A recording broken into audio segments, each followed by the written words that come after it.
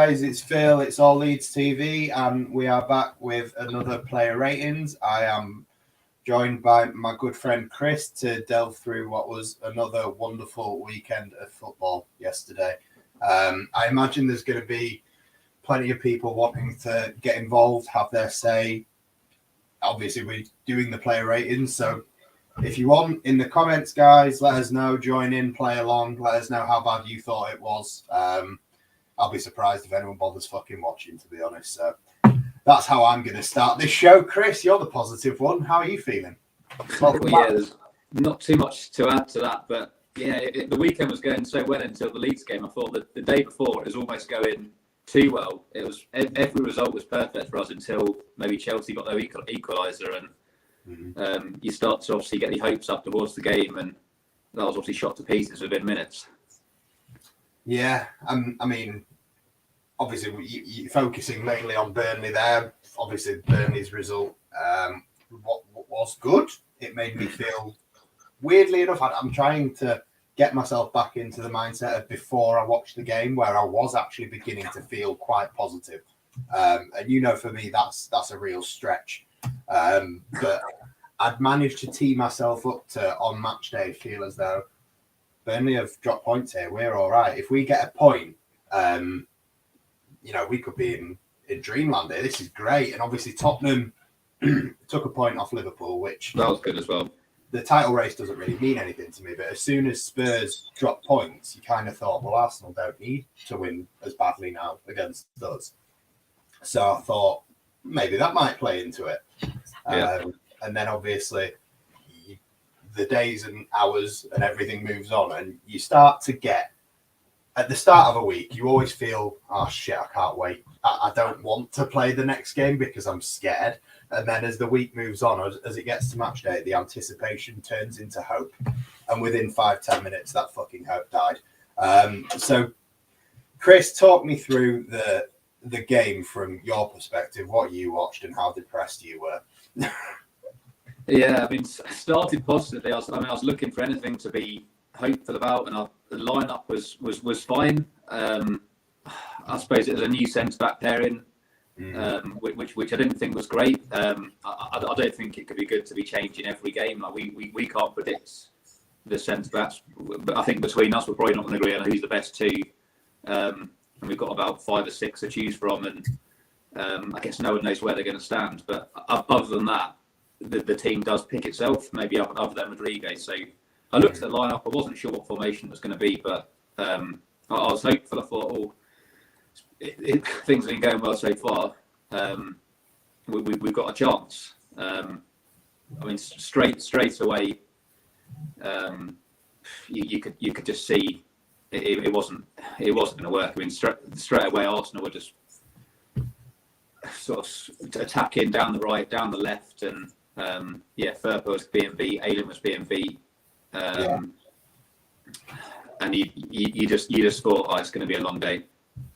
Got quite a few of these popping up, by the way, just letting you know. So have you got any headphones or that one's quite good. Are you under enemy fire? Have you got any headphones or can you step back from the microphone? I can see it. Yeah, I don't know why it is. I can. There's not a lot I can do, but I can try to chuck some headphones in. Let's give that a try. No worries. I'll do a soliloquy while you do that. In the meantime, so the game, I didn't watch it live for the first time this season. I actually managed to avoid all contact with the game. Took the kids to Water Valley, got back and watched it recorded, watched it as though it was live. Although I did know the Everton result when the game started. And obviously within 5 minutes, I found myself incredibly annoyed. After 10 minutes, I found myself even more incredibly annoyed. And then at half an hour when Ayling gets sent off, even more fucking annoyed. I genuinely can't remember feeling this annoyed at a performance. And, we went from Man City last week and we both sat here and were like, I saw plenty of heart and effort in that performance despite losing 4-0. And I actually predicted the score was going to be 2-1 in my article, exactly what I thought it was going to be. But it wasn't a 2-1 game. Let's be honest. I mean, 6-0 would have probably been closer to what they deserved. We were fucking embarrassing. We're going to get into obviously all the different players as we go through, but the performance in general, what about it could have been worse? I'm not going to ask what could have been better. What could have been worse? Because pretty much everything was fucking terrible, Chris. Yeah, I mean, even before the goal, I mean, I hope the audio is a bit better now. No, but keep going anyway. Is it worse? Let's just try and take these out then. No, I find if you turn your microphone volume down to 70 rather than 100, helps me. Let's go. Apologies. So, guys, if you want any more troubleshooting advice for microphones, come back for the next show. We've got plenty of shit lined up. So yeah, it was bad. It was bad from the start. It didn't get any better. I think Meslier dropped a ball after a minute or two, and you could just see the players were so nervous they couldn't get out of defence. The centre backs were passing amongst themselves, and there was just no attacking threat whatsoever. I remember, I think Rafinha got down the wing once at the start, but other than that, it was just all Arsenal. It was really annoying to see. Like, I was fine with against Man City. We come out, we sit back, and we soak up. And obviously, if we get an early goal, we get an early goal. But we weren't just sat back. We were so deep to the extent where that situation with Meslier that happened in the 5th minute could have happened another 20 times. I don't expect sitting back to look like, okay, we'll stand on our own byline and have absolutely nobody within the last 70 yards of the pitch. There was no effort from most of these players. My ratings are going to be no higher than a 5 for anybody. I think you've said yours is probably no higher than a 6. People are already saying things like shouldn't be any higher than a 2. I think I've got to try and differentiate simply because I want to point out individually how bad certain players were, and to give them all a 2 wouldn't give you that. So I want to at least make sure that happens. But I'll be honest, after about 10 minutes yesterday, my reaction to the second goal, which I'm not usually that emotional about it, I can normally separate a little bit and hold back. But I've already seen videos put out by Jack, videos put out by Chris. I've listened to Square Ball, listened to Leeds that. And I, by the sounds of it, I wasn't alone. But 2-0, and especially the red card, I was pretty much screaming at my television, you, and you, get out of my club. Send me down, relegate me, so that we can get rid of every single one of you. And there was pretty much very few people in the entire club that got away with it for me yesterday. And obviously there's so many things that have had to come out of it to be discussed. And you'll get the Bielsa versus Marsh bullshit again, which nobody can be arsed even talking about anymore. It's tiring. And the question's going to have to be asked. We'll talk about it. We may as well. And if you want to get involved in the comments, guys, let us know your thoughts. But I don't want to spend hours talking about who do we blame, blah, blah, blah. But for me, I want to redirect the conversation just slightly in that I am fed up of going on Twitter and seeing people either hammering Jesse Marsh or having a go at people hammering Jesse Marsh because they just love Bielsa too much. End of the day, I don't think Jesse Marsh can take too much of the blame of what's going on here. I genuinely think the vast majority of the blame has to go down to the board and these players first and foremost. And then after that, fair enough, little bits here and there. You know, Bielsa could have done certain things different. Marsh can do certain things different. Obviously, Marsh to a much lesser degree because he's had less time. But I'm bored of the Bielsa brigade, people bashing him, still just trying to bash Marcelo Bielsa because of the way that we play, or not signing a striker, or he could have done this different, he could have had a bigger squad.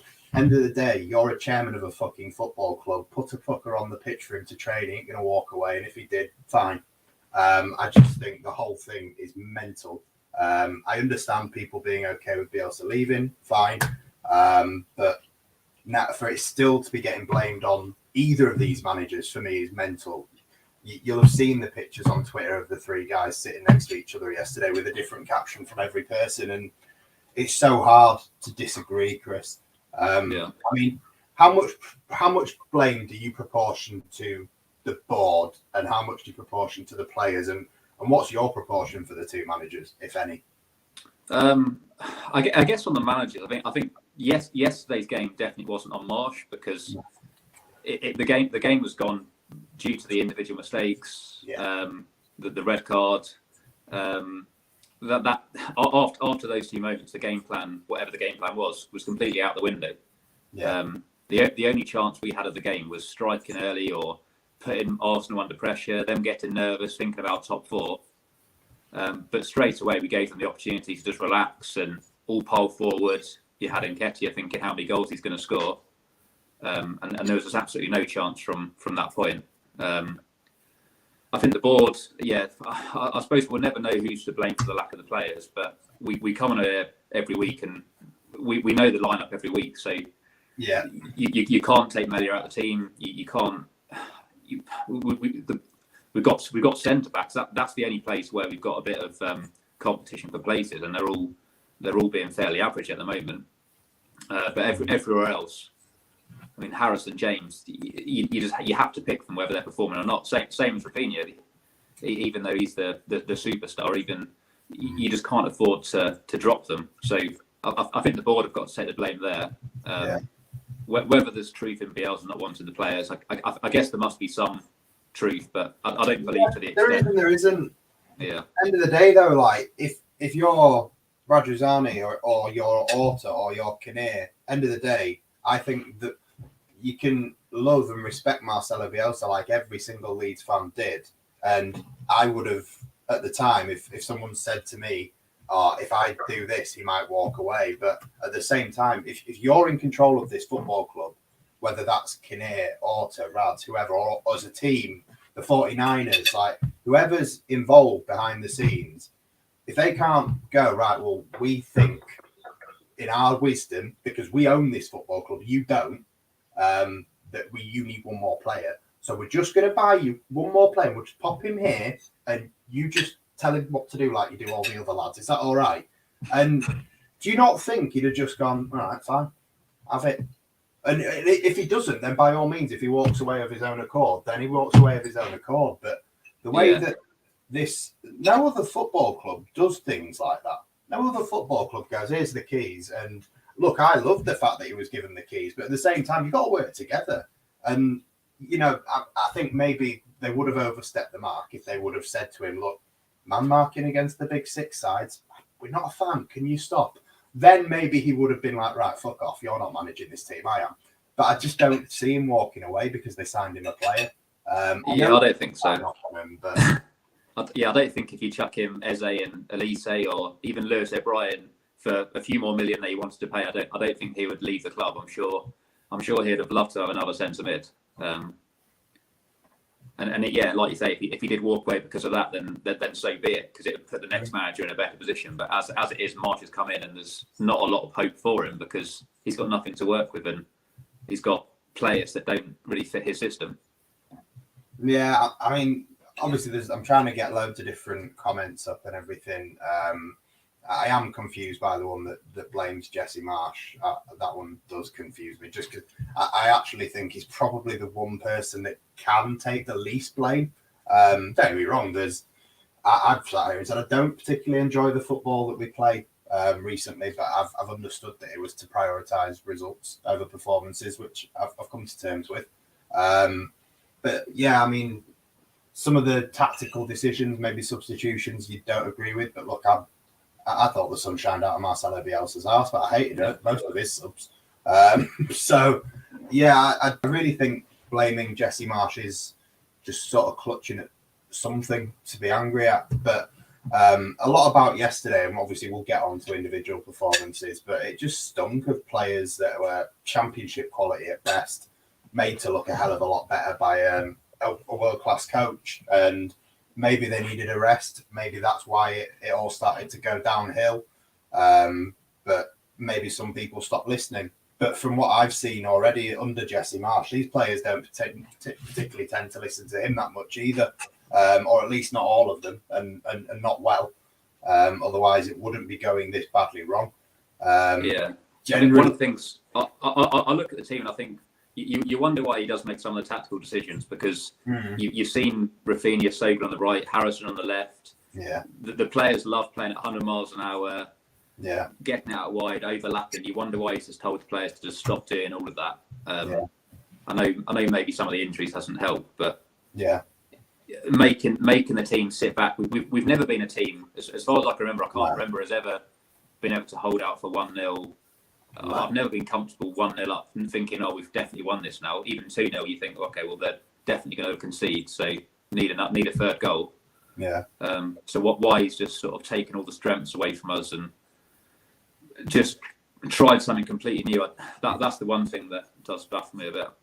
Yeah, I saw one comment, and I think I've heard it in so many different places today, but it is basically as though we had a big problem in terms of our defence with Bielsa towards the end. We conceded far too many goals, but we still created loads of chances. We just perhaps didn't necessarily finish them all off, which was, to be honest, it was like that in the good times with Bielsa. We made loads of chances, didn't always finish them. But with this team now, and again, I'm not pinning this on Jesse Marsch. I think maybe he's got to do better to get his message across. But in terms of motivating the players, I think he deserves huge credit for what he's done so far and the results he has got.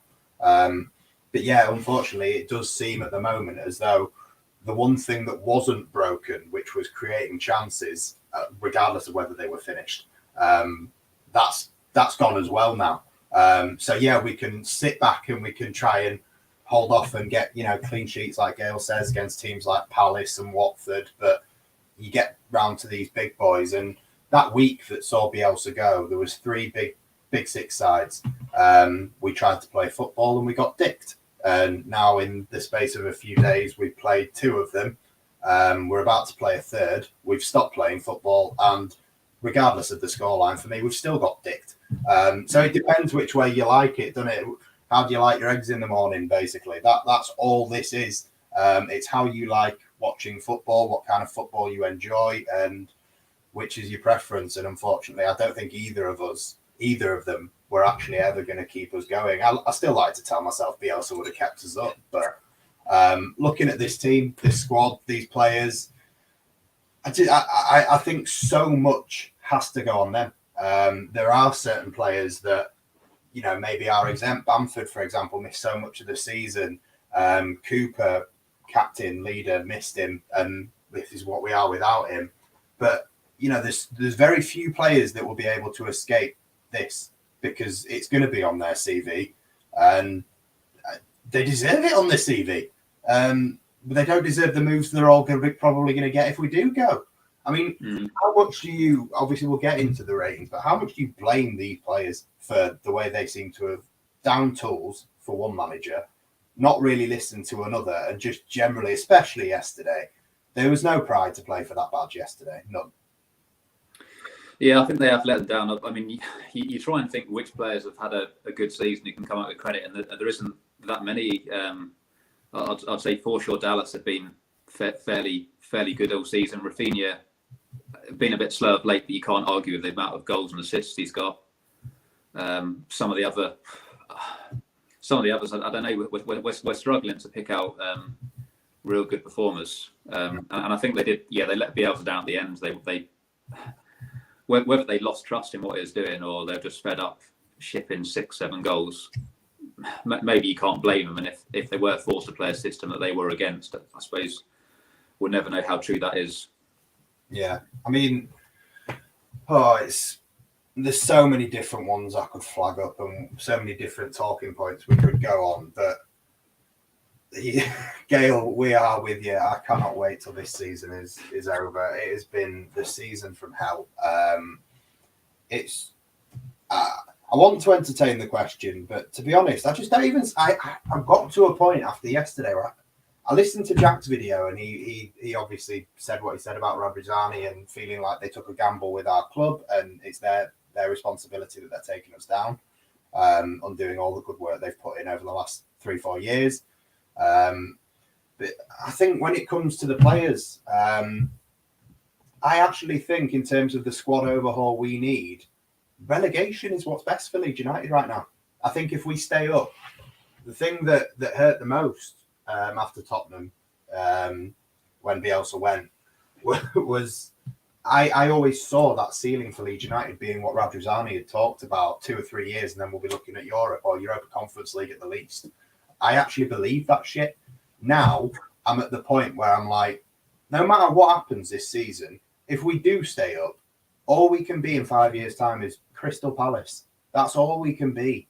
Leeds United aren't getting into Europe, not for a very long time. We've got the fan base, we've got the financial ability in terms of what we can grow in this city to make us a powerhouse outside of that top 6, but we're never going to break into it. And even if we did break anywhere near it, there's always going to be West Ham ahead of us. There's always possibly going to be like a Leicester or even a Wolves. Like, we are not a top 10 side. Last season was such an overachievement that it filled our fans, players, coaches, whoever, it filled everyone's head with nonsense, and you start to believe your own shit. And I think a lot of players did. Yeah.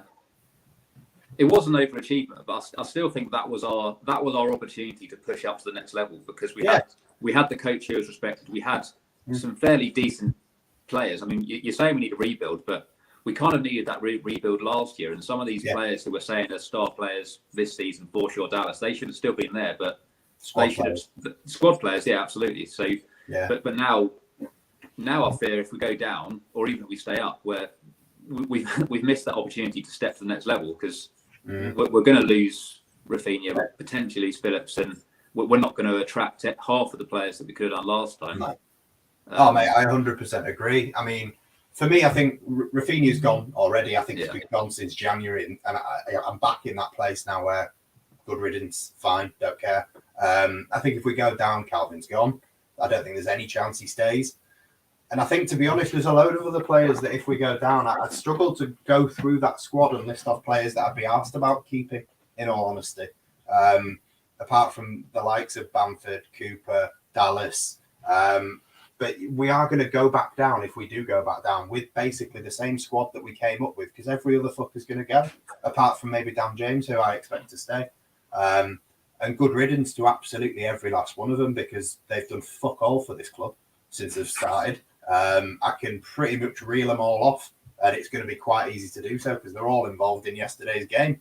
But every one of, you can call them Orta's signings, you can call them Bielsa's signings, I don't really care which way it goes, apart from Rafinha, who I'm beginning to caveat massively by the stinking attitude on the man over the last 5 months since January transfer window opened. I'm not being funny, not one of them fucking signings has worked. They've all been absolute dog shit. Different levels of dog shit, definitely, but still dog shit. And that's where when you try and blame Marsh, or you try and blame, oh my God, who's put this? We're trying to make ourselves feel better, Richard. None of this. Firpo will not stay. I will drive him somewhere myself.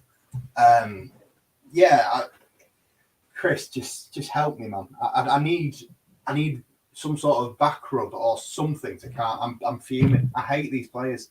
I think the positives, if we go down, and I guess we'll get onto the predictions at the end, but if we go down, we've got a load of reasonable, sort of quite promising young players who would be quite fun to watch them in the Championship. I mean, that's the only thing. I don't want us to go down. I know some people are quite happy for us to go down and have a reset, but I don't think it'd be a good reset, because it will kill the club and all the finances, and you just go back 4 years or 5 years. And then even if we went straight back up, it would be hard then to replicate what we did the first year back and get up to mid-table. We would be fighting relegation, and I don't know, potentially turning into a yo-yo club. But I think that's the only thing that's the only positive of going down. I don't want it to happen, and I can't see many positives from it. But it gives us a chance to see some of these young players, and Sam's made a good point here. This is the other side of it. Obviously, if we do stay up, it's not going to be aim for Europe anymore. If we do stay up, it's going to be aim to become Crystal Palace and just consolidate year after year after year until we do eventually get to a point where we've sold off enough of our players that maybe make something of themselves to be able to potentially challenge for the top half. So I can understand fans getting to the point where they are looking forward to going down if it happens. They are looking forward to the championship, winning a few games, having a laugh, being able to take more than 3,000 away fans. There are a lot of good things about it. At the same time, the heart still wants you to stay up. I still want to stay up, but even if we do stay up, I still think the players that I wanted to leave if we do go down, I still want them to leave in the summer if we stay up. Doesn't change anything. There's so many people I don't want at this club anymore, and I will happily drive them myself. I'm just fed up. I mean, I don't know what it does to the takeover as well. I don't know what it does to Radrizzani, to the 49ers. Who takes control there? Is it a done deal, or is it still? I just don't know what it'd mean. It's one of that. He said in an interview recently, didn't he, that it's not 100% that I'm leaving. I still want to be here until Leeds get into Europe. Fuck's sake, Rodrigo, if you're watching me now, if you're going to wait here until Leeds get into Europe, mate, you'll be waiting a long fucking time. Feel free to pack off before then. It won't bother any of us. We're all really fed up. Go on, we'll start the player ratings and we'll get into why. David, who has come to watch the player ratings, doesn't even want us to bother. I think I've probably not even given myself the energy to put a 0.5 in just to piss anyone off. That's how bleak this is. So Chris has got us started. I'm assuming Chris doesn't realise this is a scale from 0 to 10. Otherwise, that must be the only reason he's gone with 1. Chris, give me Illan Meslier. What are you going?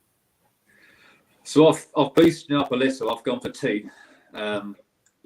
Similarly, just to show a scale of who performed better or worse. But I think even before the mistake, there's some catches he was missing, and he just didn't quite look there. And you can't really forgive for the mistake. He should maybe the ball should never have gone to him, but he shouldn't even have thought twice about kicking it out for a corner, for a throw in, whatever. But what he was thinking, I've really got no idea. Yeah, I agree. I don't buy the. I mean, Ayling's going to get it anyway. Let's be honest. If he gets even a 0, he'll be lucky. But I don't blame Ayling for the back pass. Yeah, maybe could have gone elsewhere, could have gone up the line, whatever. But Mellier's still got a choice to make when that ball is walking towards him really, really slowly as to what do I do with it. And that is pretty much the only thing he shouldn't have chosen to do. In a game like that, 4 games left of the season, we are very, very close to being relegated. We need to pick up points. It's the most important time of the season. Just don't do that then. And for me, as soon as it happened, I was shouting at the TV, take him off now. Because honestly, and it was very true, everything I thought at that point was true. His confidence, the second that happened, gone. Every cross that comes in, flap at it. Anytime the ball goes back to him, the Arsenal fans are all whistling, and you just think it's going to happen again. I think his confidence was shot. And to be honest, I genuinely would have taken him off there and then. And I know people might think it's an overreaction. I would drop him for the rest of the season. I wouldn't let him play again. Claessen's been all right when he's come in. I know he's not had too much to do, but I don't think Mellier's had a good season. I don't think it's been piss poor the whole way through. He's not one of them where I can point at him and go, you should be ashamed of yourself. But there has been mistakes. The Newcastle game at home, free kicks straight at him. From free kicks in general, he's quite poor. His distribution has got slowly worse and worse and worse. And at the start of the season, I was thinking we had a £50 million goalkeeper. Now I'd be surprised if we had a £10 million goalkeeper. He's one of those people that I'm now got to that stage where I don't mind what happens to him. If we do get relegated and someone comes in and puts a bid in, we'll find someone else. He's not quite as special as I thought he was. It just really, really disappointed me that happened through an individual error, and that changes the entire game. And if anyone thinks that I've gone 0, I'll be honest, If anyone thinks that 2-1-0 is too harsh, or anything that has been said is too harsh, just go watch it again. Go watch the first 10 minutes again and see if you don't think the same. It was fucked. I think the problem we got now, you can't really drop him, in my opinion, because if you put the other young guy in there, he's going to get targeted as well. Yeah, too much pressure.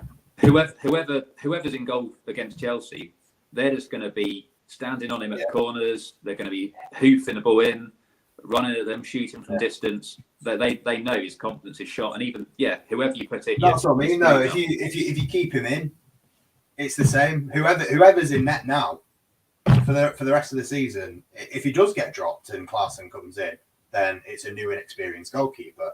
If he doesn't get dropped and Meslier stays in, well, Luke Ayling's season is over, but I'd be surprised if Melier's isn't too, whether he's on the pitch or not. I don't see him coming out and having 3 world-class games and keeping us up, and I don't think he'll feel that way either. I think in the past he's been quite good at recovering. I suppose that's the only thing. He's made mistakes and it hasn't affected his game, but I suppose he's never been in this situation before. So yeah, I mean, Chris has probably got a decent shout there, even if it was just as an understudy. It would have been all right just to have something to fall back on, but to have another goalkeeper that they don't seem to be too sold on either isn't helpful. We'll go to Luke Ayling.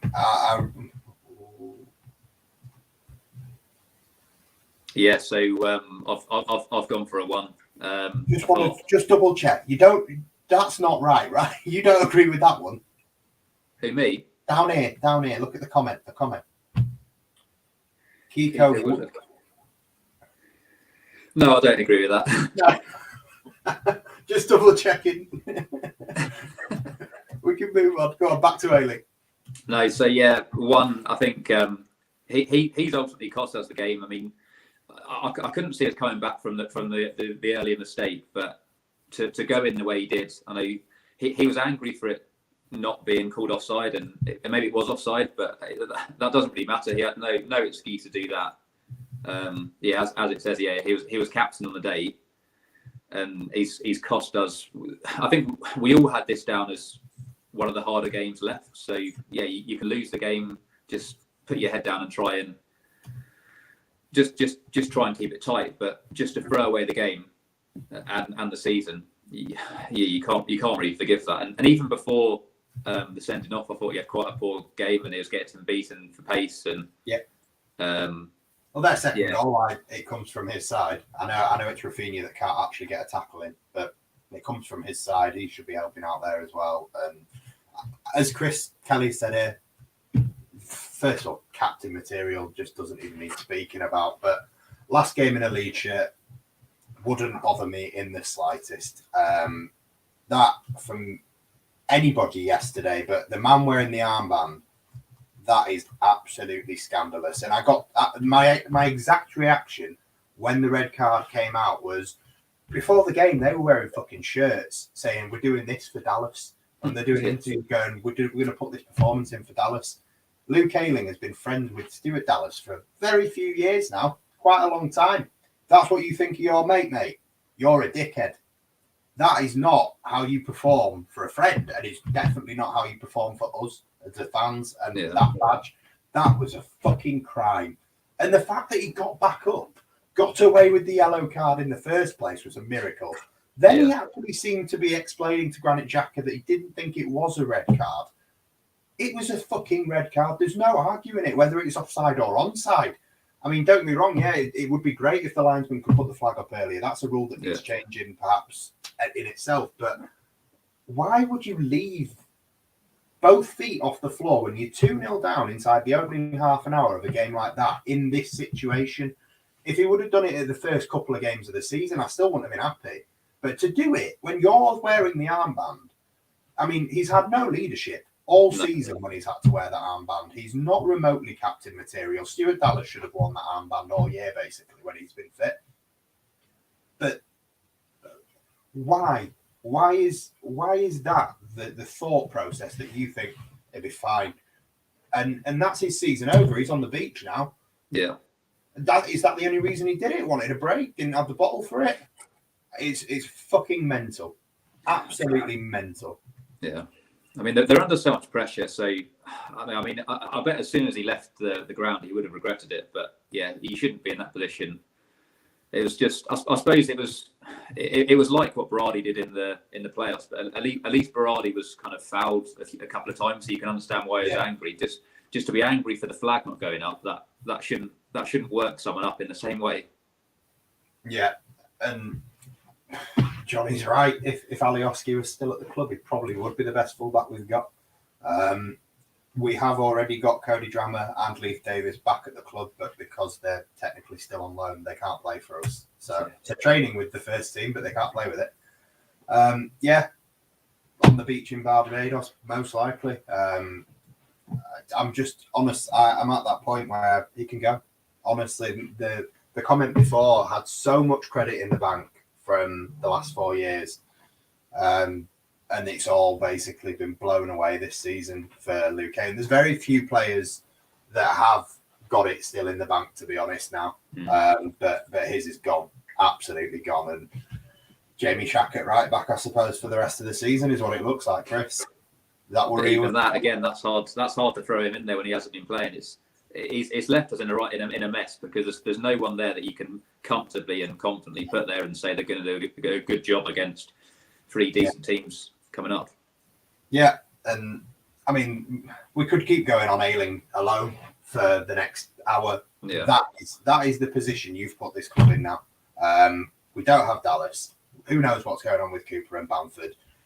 Pretty much the entire core of that first team senior leadership group is gone, apart from Calvin Phillips, who doesn't look like himself anymore anyway. No. Dan James at right back. It depends if he goes after 5, I suppose, as a wing back. He's done it. Maybe that's what happens, but it's still not a preferred option to having, no matter whether we don't like him right now or whether he is actually a championship quality right back himself anyway. It's not preferred as having just Luke Ayling not being a dickhead and getting himself sent off and a 3-match ban that finishes his season. It's not really. I think that is potentially our better option than Shackleton, just because he's been playing, and it's not necessarily fair to chuck Shackleton in at this stage. I mean, he might thrive and really sort of take the opportunity, but it's such a pressure position against. I don't know who he'd come up against for the Chelsea team, but I'm sure he'd have his work cut out.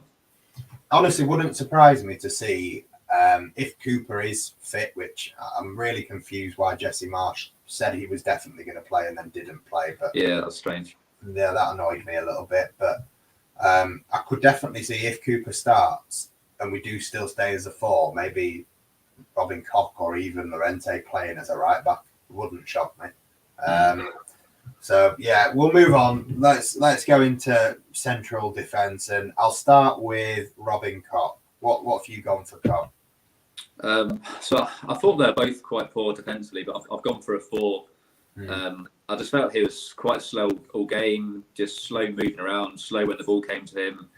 Didn't know where to pass, and most of the time just either passed it to Llorente or passed it to Ayling. Just he didn't seem like he was in a relegation battle, fighting to win every ball. No. Sort of no passion. Even when we got the goal, he was sort of in and around the box and didn't even seem to flinch. I suppose you don't want to see them celebrating like they've won the FA Cup, but just it didn't seem to spark any sort of just emphasis to change the game. So then when he went to right back as well, that was probably even worse. I really don't know who you'd start in centre back now after what we've seen in that game. So the lineup is getting harder to predict. Well, not for the right reasons. No, I actually went the same as you. I went 4. Just simply again because I want to differentiate between how bad certain people were. Meslier and Ayling obviously out on their own, mate, with the zeros. Nobody else is getting 0, although you can guarantee one person's always going to be close. But yeah, I've given him a 4. Weirdly enough, it's one of them days where we're going to move on to Llorente. I've actually given Llorente probably the highest rating I've given anybody. And I'm not even sure is that just because he scored the goal. I'm not sure. I just thought out of the 2 centre-backs who were both like you said, didn't look like they realised they were in a relegation battle and just generally like happy to watch people run around them, not really put any pressure on anybody. Yeah, I've actually gone 5 for Diego Llorente. What have you put for Llorente? Yeah, I've matched you on 5. They were both on the same low score at one point, but yeah, he was struggling to keep up with Nketiah, but I suppose most of our defenders probably would. But he seemed to care more. I think when Rafinha was going off on one, he was trying to calm him down, and you could just see he knew what was going on, trying to get a grip on the game. He had one quite good save off the line, and obviously got the goal. So naturally, it's going to get boosted up just for that, really, because we don't often score from a corner. Yeah, I mean, a good little range of comments here with different numbers. I think nobody deserves a 7. Nobody. No. I didn't see that, but if that is the case, then I can bump him up to a 5.5. That's a very accurate description there. I thought of the defenders, and I include the 2 CDMs in front, to be honest, in that. I actually think he was probably the best of all of the defensive unit as a whole. Yeah, I agree. It's rare I actually say anything nice about him, but yeah, fair play. He wasn't that bad. So yeah, wonderful. Junior Firpo, what have you gone for Junior Firpo? Well, for Firpo, it's quite a good outing. He got a solid 4. Oh, nice. I mean, I think there's a foul within the first minute or two on Saka, ball over the top, and that happened a few times. He was just out of position. Just didn't seem to spot that Saka was clearly going to be running. That they were clearly targeting the long balls over the top, and I think he fouled. It was quite close to giving away a penalty. It was quite close to the edge of the area where he brought someone down. Yeah. He probably got up to bit in scores just because he got the flick on for the goal and got another flick on towards the end. So he was sort of making himself useful with his height, and maybe that's what we should do and get him up front. Our left back, who would cost £15 million from Barcelona to replace Alioski, is getting bumped up for winning 2 headers. Yeah. Wonderful. Oh, God. I am so bored of talking about Junior Firpo that I can't even be asked going into detail on why I've given him a 3. And 3 for me is really kind for Firpo. It's not even that I don't see him as a left back anymore. I just don't see him as a fucking footballer. No. I really don't like the man. The first one I'd happily drive out the door. Yeah, fine. Yesterday wasn't the worst performance he's ever put in. He's still fucking awful. So yeah, I'm not going to go any further on it. I'll just sort of leave him there because I'm bored of talking about him. Mateus Click, before we go to Calvin, what did you give Clicky? So quite low. I didn't really know what to give him. There wasn't a lot that he did. So I've gone with a 4. Didn't make anything happen, but none of them did, and none of them created any chances. So you can't really just pinpoint on him. But he gave away a silly foul, and he had to get taken off because he was, I suppose, at risk of being sent off and got booked. It was a clear booking, probably a clear yellow, but he was constantly arguing with the ref and just giving him a chance to send him off. It was just very very slow game, and I wouldn't be surprised to see him dropped for the next one. Yeah, I must admit that is I normally don't really go in for the whole should have been dropped ages ago, blah blah blah. I feel like recency bias can kind of take over your thinking and stuff. But the thing with Click is, and it was the same under Bielsa, and I don't understand how he still starts games, especially when there is options. I know there's obviously been times where there hasn't been options, which is why he's played. And okay, you can't really say much about that. But when there is options, and I'll caveat, but I've given him a 4. I didn't think he was terrible yesterday. I've seen worse from him. But I don't understand when Jesse Marsh and Bielsa are both, whenever a substitution has to be made, he is usually the first one.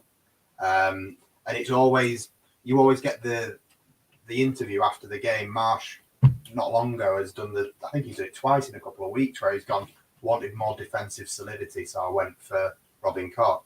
I wanted this, I wanted that, so I went for Robin Koch.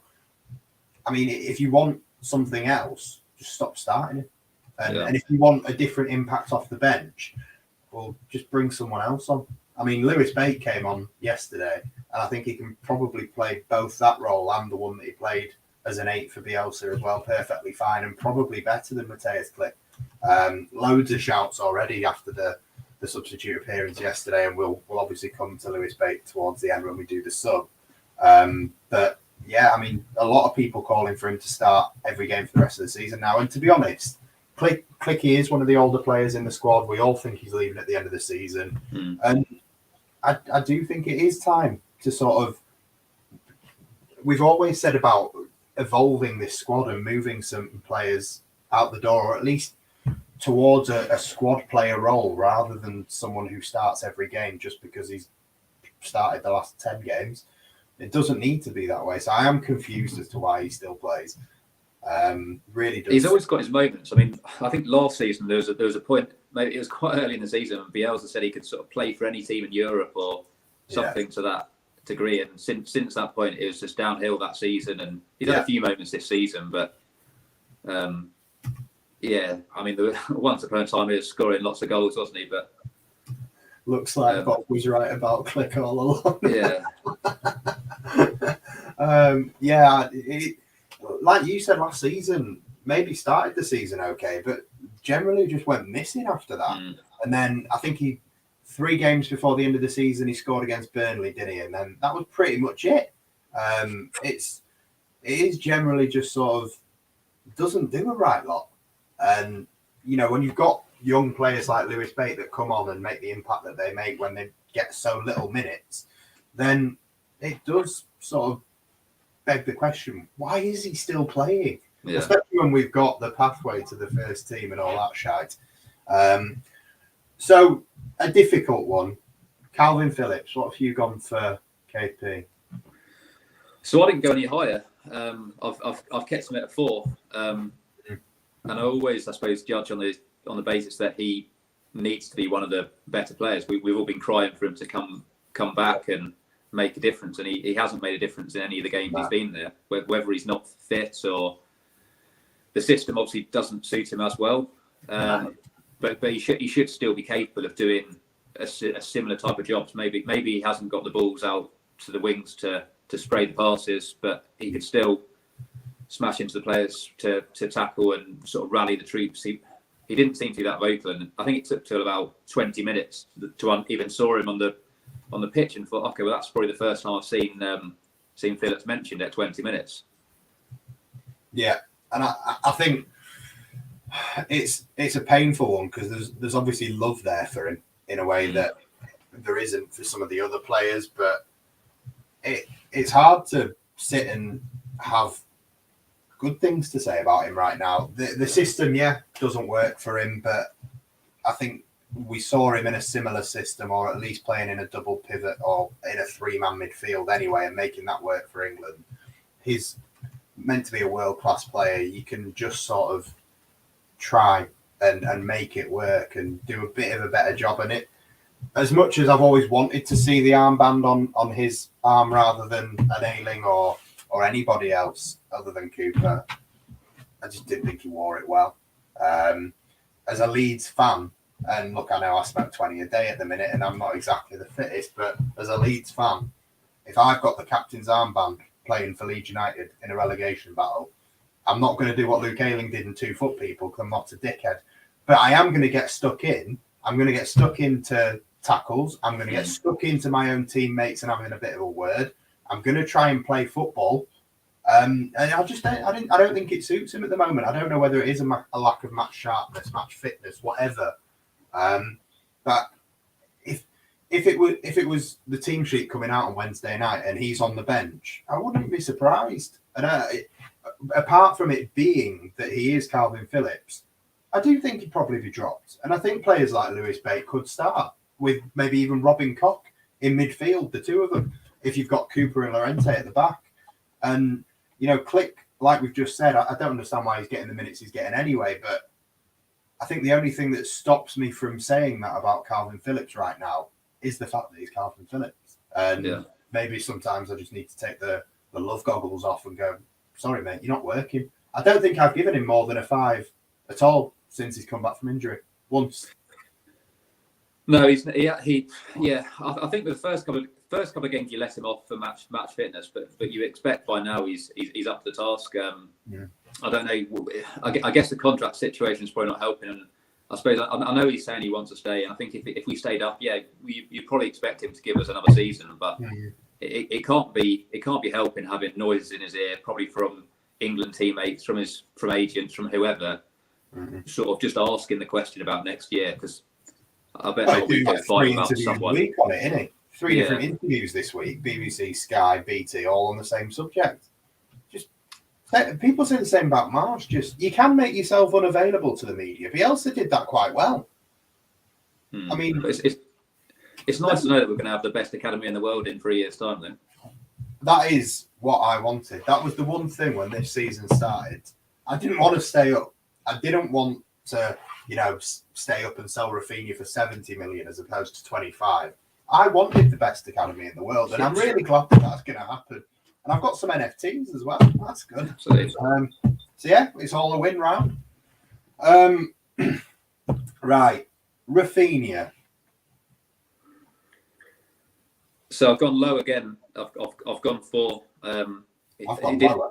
Yeah, I could have done, to be honest. He had one attack at the start of the game when he went 1-on-1 with the left back, and you thought, okay, well this could be a good avenue, because I guess we heard that was potential sort of weak spot for Arsenal, but he didn't offer anything, and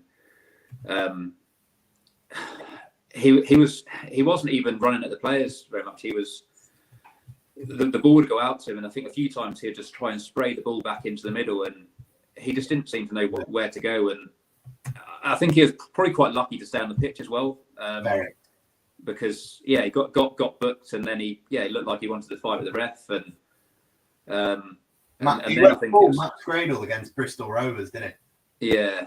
He just looked fuming, and he had nothing to be angry about, really. I mean, mate, I can tell you what he's angry about. I know exactly what it is. He's fuming that Ayling gets to go and fucking be on a beach for the next 3 weeks, and he's got to stay and play in this. He's absolutely livid that he has to pretend that he gives a shit for 3 more games. Absolutely fuming. But then when second half, when he got put right wing back, I just thought that was one of the worst decisions Marsh made, because he was on a booking, probably marking Arsenal's best player, and he's clearly going to get himself sent off, or he's going to have to let the player just walk straight past him because he can't put a foot in. Yeah. No, I agree entirely, mate. I think the decision to put him in that position, even against City, I did find it weird, even though it kind of worked a little bit then. But, the word pretender is quite accurate for me. And I calmed down about it a few weeks ago, and now I'm angry again, because I was reeling out the same thing every show. Second that January transfer window opened, his form stopped completely. He was like 4th highest goal scorer in the league in just after Christmas, and he scored once since then. And at first this season it was a goal every 2 or 3 games max. Now you're lucky if it's 1 every 10, and it is a lack of effort. He does not want to be here. His head has been in either Barcelona, Bayern Munich, wherever the fuck it is. It's been there since January, and it hasn't come back. And it at the point where I got mad about, I don't even remember which game it was that I got mad about it. It's probably been that many. But I was saying, like, I don't want to see him. I'll take 10 million for him right now because he's not worth that. I've got back to that point where I'm like, not only do I don't mind if we get 25 million if we go down for him. £8 million profit probably isn't worth the £8 million profit, to be honest, based on how he's played since Christmas. I genuinely haven't seen anyone look that uninterested in playing for Leeds United for a very long time. Firpo's just shit, and he doesn't care. But Rafinha, for me, is a don't care. I genuinely don't think he gives a flying fuck about this club, the fans, any of it. His head's been in Barcelona for a while. Yeah, I don't know, but I think he's probably been impacted by the loss of Bamford the most because he's had very few assists, but he's had no one to pass the ball to. So Dan James, when he's been up there as a centre forward, hasn't made the right runs for Rafinha, and Bamford perhaps would have done, or Bamford might have brought him into the game more. I think those two as a partnership worked quite well, and especially when Rodrigo was playing up with him as well. That I think those two sort of linked well in a few matches as well. So I think that's got to have a bit of an impact. But yeah, there was definitely it looked whether he's lost interest, I'm not sure, but yeah, I just think that's all it is. I think it's just a terrible stinking attitude, and it was annoying watching him trying to make it worse yesterday. And it was the most blatant attempt I've seen from it. It's as though he had a bet on himself to get sent off, and he was fuming that Ayling had taken the chance away from him. It was borderline like, are you doing this on purpose? It just makes no sense. No. We'll move on. Let's go to Harrison. We'll go Harrison next. What have you given Jack Harrison? I've gone 5. That might be a bit generous. I don't know. He was just running around quite a lot. He was putting in the effort. Yeah. But as with a lot of them, I can't think of a moment where he's had any output. I don't think he was involved with any of the shots towards the end of the game. I might be wrong, but I just felt he was better than most out there, and I didn't see any kind of mistakes. He wasn't losing the ball. Just didn't have a chance to get into it. Yeah. On the day, I thought you could make a case for Harrison being the best player that started the game. Maybe the subs you could go a bit higher, but I thought I might not hit Harrison with the didn't try thing. I might let him and maybe one or two others off not trying. I do think it looked like he cared. You know, the corner that we won before the goal, it's just because he's the only one that looked like he cared.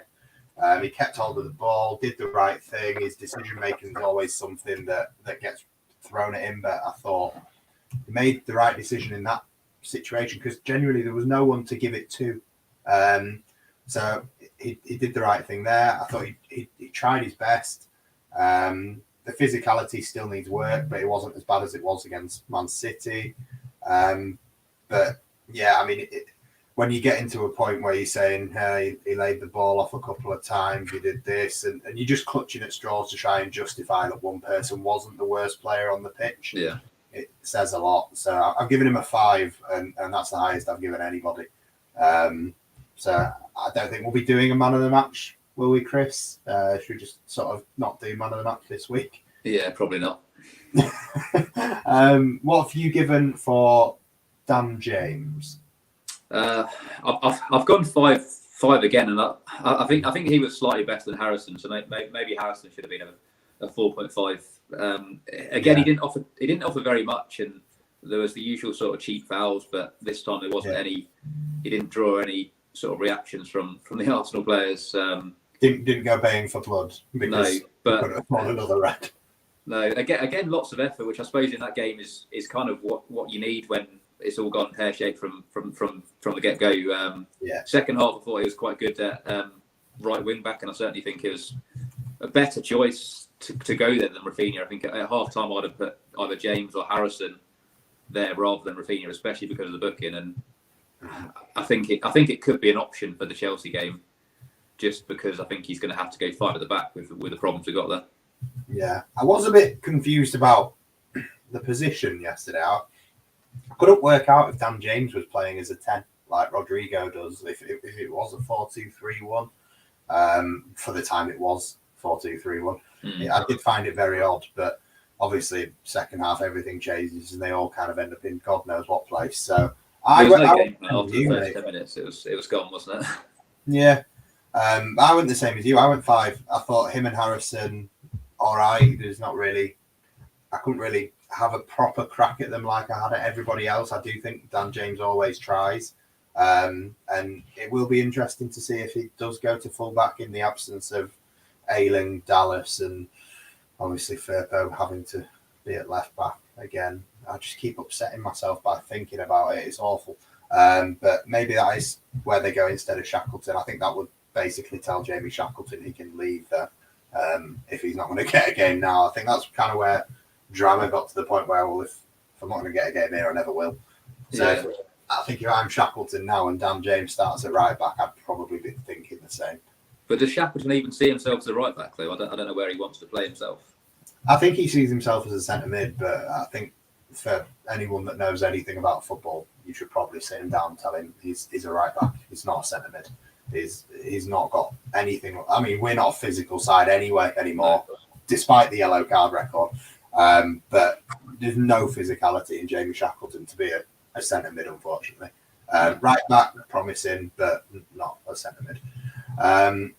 What do we think then to Joffy? And obviously, giving the Joffy thing a conversation is also, was it right to take him off? And why do you think he was taken off? And was it a good call? Maybe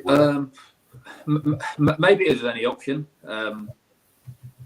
Because maybe I don't know. Did he put James up there initially as the striker? I can't remember what he did, but yeah, when we took Joffy off, he seemed to put Dan James up front again with Harrison and Rafinha wide, and then everyone else just sort of sitting back.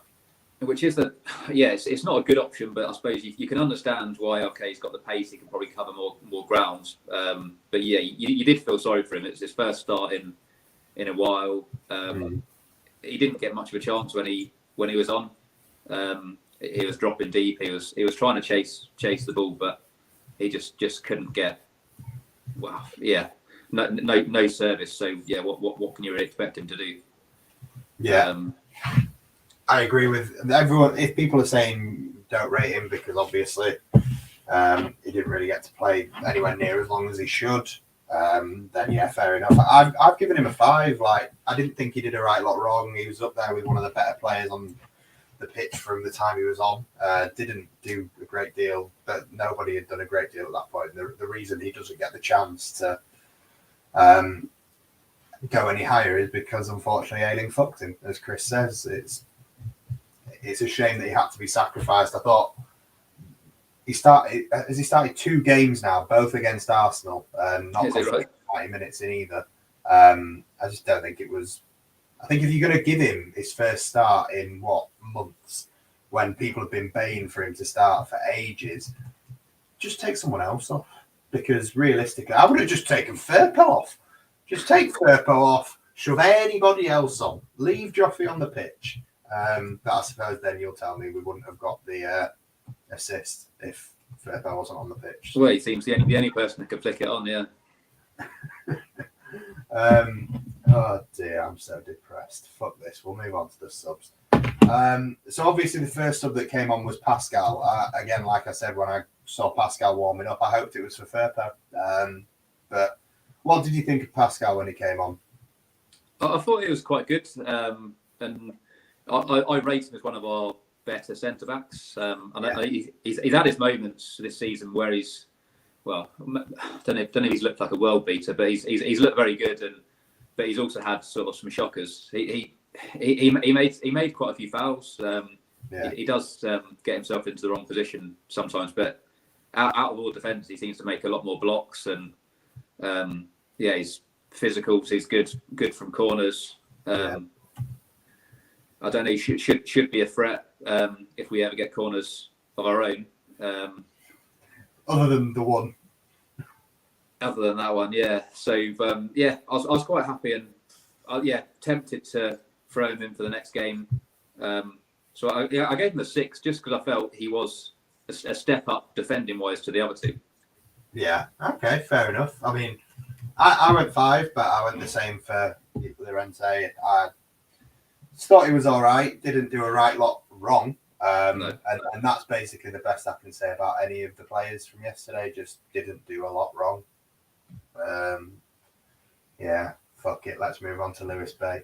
What have you gone for Lewis Bay? I noticed on BBC's player rating stuff, he got the highest of any of our players. Yeah, and he's my highest as well. So I've given him a 6 as well. But he deserves a 6 more than Pascal. So I felt sorry for him actually being chucked on because it was such a bad environment to to go on. The game's gone. All the senior players around you have lost their heads. People have been calling him to get minutes all season, yet it's taken such a dire situation to throw him in there. And I thought in a moment like that, it would have been better to put Rodrigo on or someone like that, someone who's got the experience to just see the game out. Because he wasn't brought on to change the game to try and get a result. He was just brought on purely so Click didn't get a red card and maybe to get him some minutes. So, but yeah, that being said, he came to the game and he looked quite tidy at the ball, and he was more comfortable than a lot of the other players around him.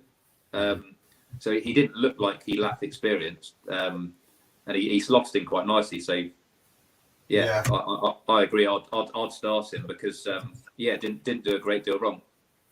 Yeah, lots of calls for him to obviously start on Wednesday as well, and I think from the ratings that we gave from the two midfielders earlier, you struggled to put up an argument for either of them keeping their place to allow him to be on the bench again. But I'll be honest, I don't expect him to start. I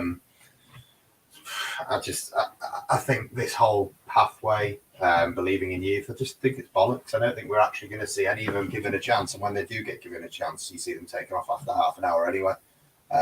So maybe I'm just in a really negative mood. Perhaps that's what it is. But no, I mean the time to use these young players was at the start of the season when we had the injuries, and when some of them played well, like when Cresswell came in and played well. I think I don't know if it was West Ham or there was a game he came on and played quite well.